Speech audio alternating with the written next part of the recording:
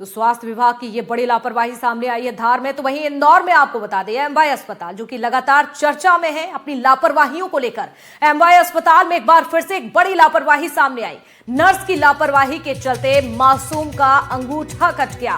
1.5 महीने के मासूम का अंगूठा कट गया।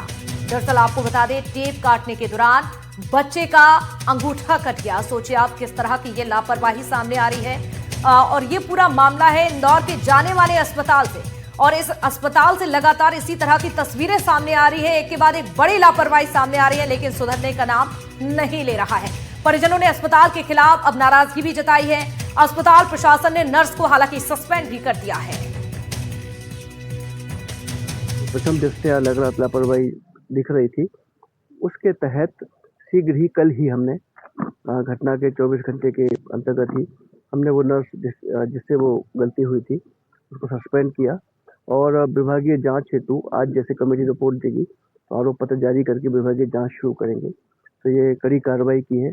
3 जो सीनियर नर्सेज हैं जो इंचार्ज हैं वहाँ पर, क्योंकि उनके अंडर में आता है पूरा, और वो कंट्रोल करती हैं व्यवस्थाओं को।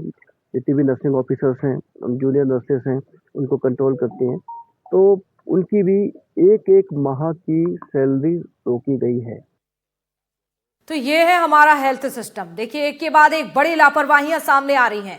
इंदौर की ही अगर बात की जाए तो भागीरथपुरा में दूषित जल से मौत का मामला लगातार सामने आ रहे हैं ये मामले। और ऐसे में अब अपर मुख्य सचिव अनुपम राजन पहुंचे हैं भागीरथपुरा इलाके में। पानी की टंकी का निरीक्षण उन्होंने किया, जो यहां पर टंकियां बनी हुई हैं उसका निरीक्षण किया, उसकी जानकारी जुटाई। तो आपको जानकारी दे दे, डिस्पेंसरी और इसके साथ ही स्वास्थ्य सेवाओं का भी उन्होंने जायजा लिया है। अपर मुख्य सचिव के साथ कलेक्टर शिवम वर्मा भी उनके साथ मौजूद रहे।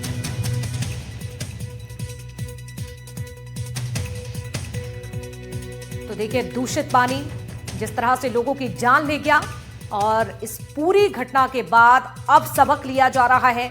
अब बैठकों का दौर चल रहा है, अधिकारियों का जाना अब देखा जा रहा है। उस इलाके में अधिकारी पहुंच रहे हैं, जानकारी अब जुटा रहे हैं कि आखिरकार ये सब कैसे हो गया। लेकिन इससे पहले किसी की भी नींद नहीं खुली थी। जब इंदौर में 18 से ज्यादा लोगों की जान चली गई, तब जाकर इस घटना से सबक लिया गया।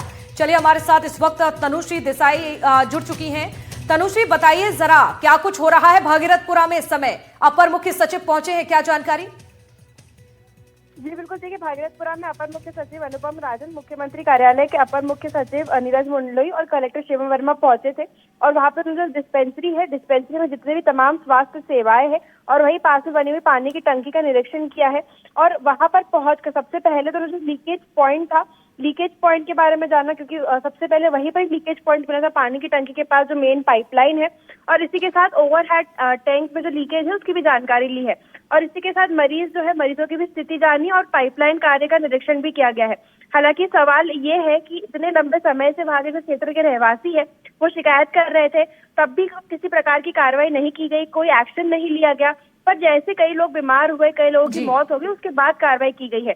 कल भी उन लोगों ने एक मीटिंग की थी और उसके बाद उन्होंने प्रेस कॉन्फ्रेंस की, जिसमें उन्होंने बताया कि किस तरीके से भागीरथपुरा में जो मामले हुए हैं उसमें अब नगर निगम के जोन बांटे जाएंगे। यानी 6000 परिवार रहते हैं वहां पर। अब उस जोन को 25 क्षेत्र में बांटा जाएगा और हर जोन का एक प्रभारी नगर निगम से बनाया जाएगा। और पूरे शहर की जो वाटर सप्लाई है उसका भी निरीक्षण किया जाएगा। और कंप्यूटराइज वाटर एनालाइजर लगाने पर के विचार पर भी चर्चा हुई, जिसको रियल टाइम वाटर क्वालिटी बताएगा। हालांकि जैसे कि आप भी बोल रही थी, सवाल वही है कि पहले अधिकारी क्यों नहीं जागे। पहले जब रहवासी शिकायत कर रहे थे, अभी अगर शिकायत का निदान हो जाता तो आज ये स्थिति निर्भर इंदौर में नहीं बनती थी। बिल्कुल, यहाँ पर जो लंबे समय से शिकायतें की थी, सालों से लोग यहाँ पर इंतजार कर रहे थे कि उनके इलाके में कोई आए, यही उम्मीद थी, लेकिन कोई नहीं पहुंचा। लेकिन जब मौत के आंकड़े सामने आए तो सारे अधिकारी अब पहुंच रहे हैं बारी बारी से। तनुश्री, जिस तरह से तस्वीरें सामने आ रही हैं वाकई हैरान कर देने वाली हैं। लेकिन अब आप ये भी बताइए, जो भागीरथपुरा इलाके के लोग हैं, जो यहाँ के रहवासी लोग हैं, क्या अभी भी किसी भी तरह की शिकायतें यहाँ से सामने आ रही हैं पानी को लेकर? अब जिस तरह की जांच पड़ताल यहाँ पर चल रही है उसको लेकर यहाँ के लोग क्या कह रहे हैं? जी देखिए, जो क्षेत्र के रहवासी है उनमें सबसे पहले तो आक्रोश है, काफी ज्यादा गुस्सा इस बात का है कि उन्होंने पहले जब शिकायत की थी तब कार्रवाई क्यों नहीं की। अब उनके जो परिजन है, उनके परिचित है या उनके क्षेत्र में रहने वाले जो उनके पड़ोसी है, उनकी मौत हो गई, उसके बाद ये कार्रवाई की गई है। हालांकि अब क्षेत्र के रहवासियों में थोड़ा सुकून है, थोड़ी शांति है, क्योंकि अब जो वहाँ पे कार्य है, सुधार कार्य है, उसमें तेजी देखने को मिल रही है। पाइपलाइन बदले जा रहे हैं, जो लीकेज है उसको सुधारा जा रहा है। हालांकि सवाल ये भी है कि जिस तरीके से नर्मदा की पाइपलाइन में दूषित पानी मिला था, वही दूषित पानी का सैंपल जब बोरिंग का किया गया तो उसमें भी बैक्टीरियल की मौजूदगी मिली है। तो लोगों में काफी आक्रोश है, लोगों में ये गुस्सा है कि कई लंबे समय से, काफी महीनों से शिकायत थी पर कोई कार्रवाई नहीं की गई, पर अब काम किया जा रहा है और काफी तेजी से किया जा रहा है। बिल्कुल, देर से ही सही, अब जाग चुके हैं अधिकारी। चलिए, बहुत शुक्रिया आपका जुड़ने के लिए। और अब बात करेंगे सिटी सेंटर में धार की, जहां बैंकिंग भर्ती परीक्षा में फर्जीवाड़ा सामने आया है और इसका खुलासा भी हो चुका है। पुलिस ने 2 आरोपियों को गिरफ्तार कर लिया। आपको बता दें, IBPS क्लर्क भर्ती परीक्षा में फर्जीवाड़ा हुआ था। दूसरे व्यक्ति से दरअसल मुख्य परीक्षा दिलवाई गई थी। 6 से 8 लाख रुपए में फर्जीवाड़ा करवाया जा रहा था। देखिए, हालांकि इसका खुलासा अब हो चुका है। जिस तरह से ये पूरा मामला सामने आया, बैंकिंग भर्ती परीक्षा से जुड़ा हुआ ये मामला आपको बता रहे हैं। धार से ये पूरी खबर सामने आ रही है। बैंकिंग भर्ती परीक्षा, देखिए, एक बड़ा फर्जीवाड़ा हुआ, लेकिन किसी को भनक तक नहीं लगी। हालांकि अब इसका खुलासा हो चुका है। पुलिस ने 2 आरोपियों को गिरफ्तार कर लिया है और अब दोनों से ही पूछताछ की जा रही है।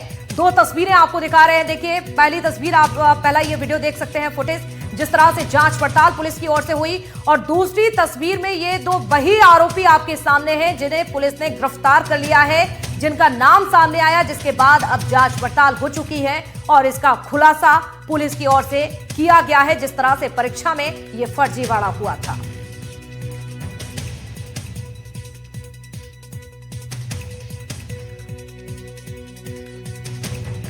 देखिए, एक मैटर इसमें आया था जिसमें बैंक ऑफ इंडिया में एक कर्मचारी की नियुक्ति हुई थी और नियुक्ति के दौरान जब वेरिफिकेशन उसका किया गया तो वेरिफिकेशन में कुछ उसमें बायोमेट्रिक मिलान नहीं पाया गया। जब संपूर्ण घटनाक्रम की जांच की गई तो इसमें यह तथ्य सामने आए कि आरोपी शुभम पिता राकेश कुमार और पंकज कुमार मोहन और राकेश पिता चिरंजन मीणा, ये सभी रहने वाले जो है गोठरा, थाना सपोटरा, जिला करौली, राजस्थान का है। इसमें जो है शुभम ने 2022 और 24 में IBPS क्लर्क की भर्ती परीक्षा में पंकज मदन को एग्जाम के तौर पे बिठाया था और उसी की उसमें फिंगरप्रिंट लगे थे। जब ये खरगोन में ज्वाइनिंग लेने गया तो ज्वाइनिंग लेने के बाद इसका वेरिफिकेशन धार में, जिसका हेड ऑफिस धार है, धार में होने के लिए आया तो उसमें पता चला कि इसके द्वारा जो है मिलान नहीं हो पा रहा है। इस पर थाना नौगांव में अपराध पंजीकृत कर विवेचना में लिया गया है और आरोपी गिरफ्तार किया। और इसी बीच राजनीतिक गलियारों से एक बड़ी खबर सामने आ रही है। आपको बता दें, कलेक्टर के संघ कार्यालय पहुंचने के मामले में PCC चीफ जीतू पटवारी ने आपत्ति जता दी है। इंदौर प्रेस क्लब में शुक्रवार को प्रेस कॉन्फ्रेंस कर जीतू पटवारी ने कहा कि इसकी शिकायत करेंगे। आपको बता दें, इंदौर कलेक्टर शिवम वर्मा और महापौर पुष्यमित्र भार्गव बुधवार देर रात रामबाग स्थित राष्ट्रीय स्वयंसेवक संघ के कार्यालय सुदर्शन पहुंचे। करीब 1.5 घंटे तक मेयर के संघ के पदाधिकारियों के साथ बैठक हुई थी और इस बैठक को लेकर अब जीतू पटवारी ने मुद्दा उठाया है और ये कहा है कि इसकी शिकायत की जाएगी। प्रशासनिक निष्पक्षता की गारंटी होना चाहिए। ये कलेक्टर जो कपड़े धोने गया था एक कार्यालय पे, बीजेपी के राजनीतिक कार्यालय पे, RSS के संघ के कार्यालय पे, ये प्रशासनिक अधिकारियों को बंद करना चाहिए। कलेक्टर के खिलाफ हम जितनी भी जिस भी स्टेज पे शिकायत कर सकते हैं वो करेंगे। बिल्कुल संयम से हम ये बात करें, कोई प्रशासनिक अधिकारी इस तरह की हरकत करेगा तो कांग्रेस का कार्यकर्ता देख रहा है, चुप नहीं बैठे। चलिए आगे बढ़ते, एक बड़ी खबर का रुख करेंगे। धर्मांतरण को लेकर पंडित धीरेन्द्र शास्त्री का एक बयान सामने आया है। कथाओं से जो पैसा आया है उससे अस्पताल बनाए जाएंगे, ये बात कही है बाबा ने। हम सेवा वाले बाबा बनना चाहते हैं, बागेश्वर बाबा का ये बयान आपको बता रहे हैं। इलाज के लिए धर्म बदलने की जरूरत ना पड़े, मंदिर के चढ़ावों से भी लोगों को इसका फायदा हो। सरकार से अपील है कि चढ़ावे से बसाएं बेटियों का घर। तो ये बात कह रहे हैं धीरेन्द्र शास्त्री। बाबा की ओर से ये बयान न केवल देखिए ये बयान है, बल्कि देश की एक बड़ी समस्या जिसकी वो बात कर रहे हैं। यानी कि कुछ लोग ऐसे होते हैं जो गरीब, कहीं ना कहीं जिनके पास पैसे नहीं होते, लालच में आकर अपना धर्म परिवर्तन कर देते हैं। इलाज के लिए धर्म बदलने की जरूरत ना पड़े, ये कहा है धीरेन्द्र शास्त्री ने। और उन्होंने कहा कि जो भी कथाओं में पैसे मिलते हैं उनसे मैं अस्पताल बनवाऊंगा। इसीलिए दिन रात कथाएं करके सोते नहीं है, कथाओं से जो मिलता है अस्पताल बनाते हैं। पता है क्यों अस्पताल बनाते हैं? हमको सेवा वाला बाबा नहीं बनना। अस्पताल इसलिए बनाते हैं कि जो क्रिश्चियनिटी वाले, हलीउल्लाह वाले अस्पतालों के नाम पर धर्मांतरण करवाते हैं, हम उनसे कहेंगे तुम धर्मांतरण मत करो, हम अपनी किडनी बेच देंगे पर तुम्हारी दवाई अपने अस्पताल में करवाएंगे, पर तुम धर्मांतरण मत करो। तो ये बयान था बाबा का। और चलिए अब बात करेंगे शिवपुरी की, जहां पर अवैध उत्खनन के मामले में कार्रवाई की गई है। बीजेपी मंडल अध्यक्ष और उनके 2 भाइयों पर जुर्माना लगा है। बीजेपी मंडल अध्यक्ष पर 54 करोड़ का जुर्माना लगा है। पार्षद पर आपको जानकारी दे दें, जिस तरह से पहाड़ को अवैध तरीके से खनन करने का आरोप लगा, तो बीजेपी के पूर्व पार्षद ने इसकी शिकायत की थी। शिवपुरी के कलेक्टर ने कार्रवाई की। 30 दिनों में जुर्माने की राशि जमा करने का आदेश भी दिया गया। इस वक्त की बड़ी खबर आपको शिवपुरी से बता रहे हैं। 54 करोड़ का जुर्माना लगा है। बीजेपी मंडल अध्यक्ष और उनके 2 भाइयों पर यह जुर्माना लगाया गया है।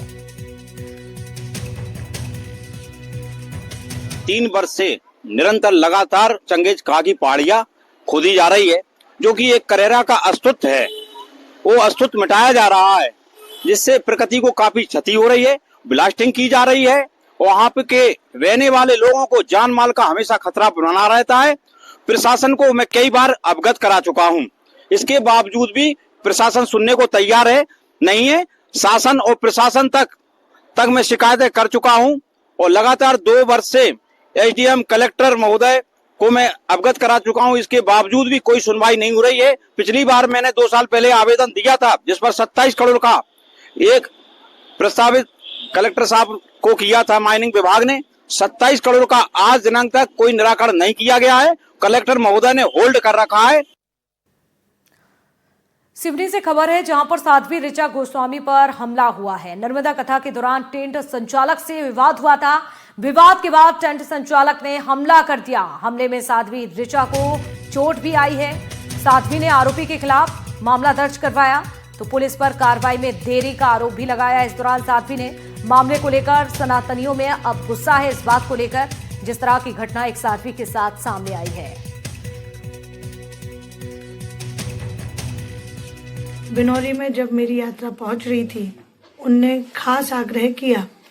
2-3 बार मना करने के बाद भी फिर आयोजन की तैयारी शुरू हो गई, क्योंकि उनका भाव मुझे बहुत अच्छा लगा। मेरे जीवन का उद्देश्य ही भगवान की कथा कहना और लोगों को भगवान से जोड़ना। ये मेरा बहुत बड़ा दुर्भाग्य है कि मुझे कथा के बीच में कुछ ऐसे लोग मिल गए, जो लोग पहले दिन आग्रह करते हैं कि आप कथा करिए, अगले दिन पूरे के पूरे गांव के लोग गायब हो जाते हैं और उस कथा की शुरुआत के लिए मैं स्वयं जुट जाती हूँ, जिसमें कोई ग्रामीण टेंट माइक वाला लगाया जाता है, जिसकी पृष्ठभूमि से भी मुझे अवगत नहीं कराया जाता। टेंट वाले ने बिनौरी में आकर, कल मैं भी उनके साथ था, सुंदरकांड का पाठ चल रहा था। सुंदरकांड का पाठ खत्म होने के बाद उन्होंने कहा कि चलो पंडाल की तरफ देख के आते हैं, तो हम लोग गए। तो उन्होंने साउंड जो पहले से लगा हुआ था, वो साउंड थोड़ा बेकार था, तो साउंड वाले को बोला कि अपना